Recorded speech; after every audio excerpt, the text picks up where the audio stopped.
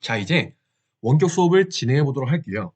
오늘은 5학년 2학기 과학의 5단원인 산과 염기에서 2차 시 여러 가지 용액을 어떻게 분리할 수 있을까요에 대해서 배워볼 거예요. 본격적으로 수업에 들어가기 앞서서 화면에 보이는 글자를 합치면 어떤 말이 되는지 맞춰볼까요? 네, 맞아요. 색깔이라는 글자가 돼요. 색깔이란 게 왜 나왔는지 바로 확인해 볼게요. 영상 한번 보도록 할까요?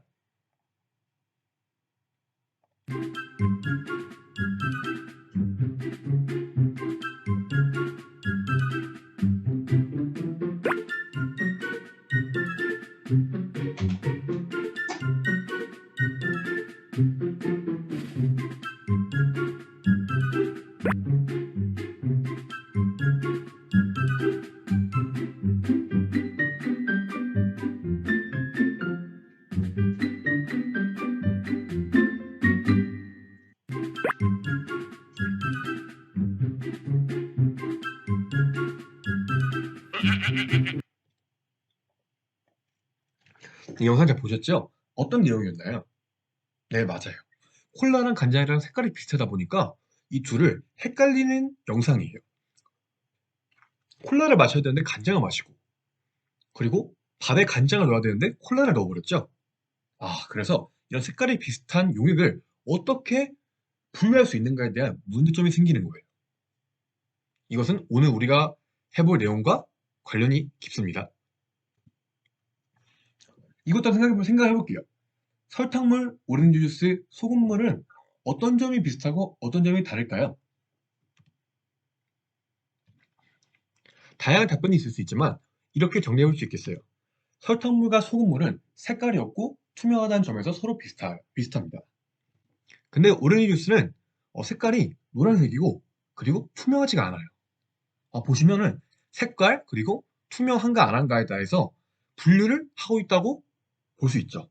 오늘은 이러한 분류 기준을 세워서 분류를 해보는 실험을 해볼 거예요. 이번 시간에 어떤 걸 배울 것이냐?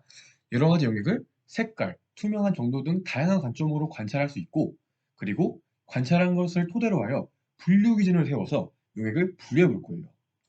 준비물을 보면 이런 다양한 용액을 분류해 볼 거고요. 그리고 보안경, 실험용 장갑은 꼭 껴주셔야 돼요. 또한 염산이나 수나 나트륨 같은 경우는 냄새가 위험할 수 있기 때문에 손으로 부채질을 해서 간접적으로 맞추셔야 돼요. 어떤 식으로 용액을 관찰하고 분류하는지 실험하는 영상을 한번 보도록 해볼게요.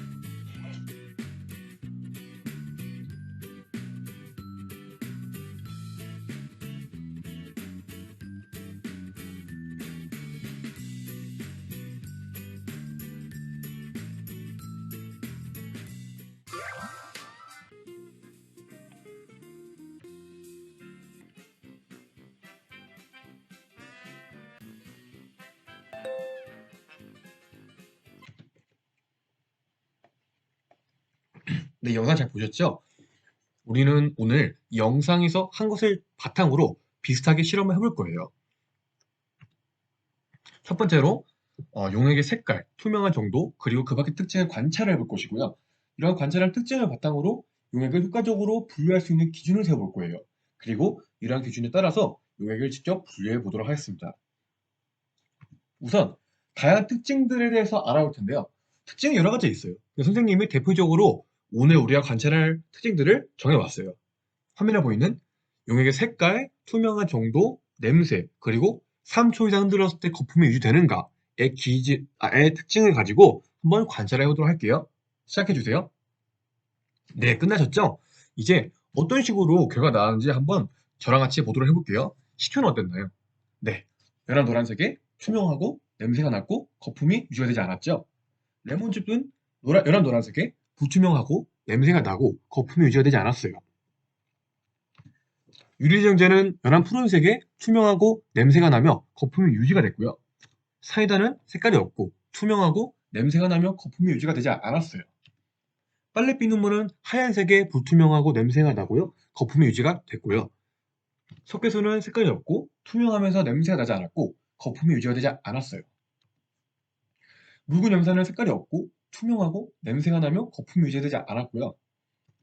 묽은 순한 나트륨 용액은 색깔이 없고 투명하며 냄새가 나지 않았고 거품도 유지가 되지 않았어요. 자, 이제 특징을 한번 우리가 관찰을 해봤죠. 이런 특징을 바탕으로 어떻게 용액을 효과적으로 분류할 수 있는지 기준을 세워볼게요. 기준은 대표적으로 용액의 색깔이 있는가, 투명한가 등으로 세울 수 있겠고, 또는 거품이 유지가 되는가 등의 기준도 세울 수 있겠죠. 이러한 기준을 삼아서 우리가 용액을 어떤 식으로 분류할 수 있는지 실험해 보도록 할게요. 시작해 주세요. 네, 다 끝나셨죠? 선생님이 딱 두 가지의 분류 기준으로만 한번 봐보도록 할게요. 대표적으로 첫 번째 기준은 색깔이 있는가예요. 색깔이 있는 용액은 무엇일까요? 네, 맞아요. 식초, 레몬즙, 유리세정제, 빨래 비눗물은 색깔이 있다라고 할 수 있겠고요. 사이다, 석회수, 묽은 염산, 묽은 순한 나트륨은 색깔이 없다라고 할 수 있겠어요. 그 다음 기준은 투명한가인데요. 투명한가라는 기준에 부합하는 그렇다라고 할 수 있는 용액은 무엇인가요? 네, 맞아요. 식초, 유리세정제, 사이다, 석회수, 묽은 염산, 묽은 순한 나트륨 용액이 투명한가라는 기준에 대해서 네, 그렇습니다 라고 대답할 수 있어요. 나머지 레몬즙, 빨래 비눗물은 투명하지 않겠죠. 우리가 지금까지 여러 가지 특징으로 기준을 세워서 관찰해봤는데, 근데 우리는 눈으로 보이는, 겉으로만 보이는 성질로 분류를 해봤어요. 이러면 어떤 어려움이 있을까요? 네, 무색이고 투명한 용액은 쉽게 구분되지 않아서 분류하기 어려워요. 또한 어떤 용액들은 냄새가 맡기 어려워서 분류하기 어려운 단점이 있어요. 자, 그럼 오늘 배운 거에 대해서 핵심 정리를 해볼 텐데요. 여러 가지 종류의 성질을 관찰한 뒤 분류할 수 있는 네, 기준을 세워서 여러 가지 용액을 분류합니다. 이게 오늘 우리가 배운 것을 모두 정리하는 한 문장이 되겠어요. 기준은 다양하죠. 색깔이 있는가, 투명한가, 흔들었을 때 거품이 3주 이상 유지가 되는가, 냄새가 나는가 등의 기준이 있겠어요. 그러면 오늘 우리가 잘 배웠는지 확인 문제 두 가지를 풀어보고 이제 수업을 마칠 거예요. 다음에 빈칸을 채워볼까요? 똑같은 말인데 둘 다 용액의 성질을 관찰한 뒤 그렇죠. 기준을 세우고 기준에 따라 용액을 분류합니다. 오늘 우리가 실험을 한 것들이죠. 선생님이 분류를 해봤어요. 이 분류는 어떤 기준에 따라 한 걸까요? 네, 맞아요. 흔들었을 때 거품이 3주 이상 유지가 되는가? 유리세정제와 빨래 비눗물은 유지가 되죠. 그래서 이렇게 분류할 수 있겠어요. 자, 오늘 실험은 다 끝났고요. 다음 시간에 어떤 거 배워볼 거냐면 지시학을 이용해서 여러 가지 용액을 어떻게 분류할 수 있는지 배워볼 거예요. 지시학이라는 게 무엇인지 배울 것이고요. 이러한 지시학을 이용해서 용액을 분류할 수 있는 방법까지 배울 거예요. 밑에 있는 준비물들을 선생님이 준비를 할 것이고요. 시험 전에 다시 한번 주의사항을 알려줄 거예요. 그럼 오늘 수업, 원격 수업 모두 고생 많았어요.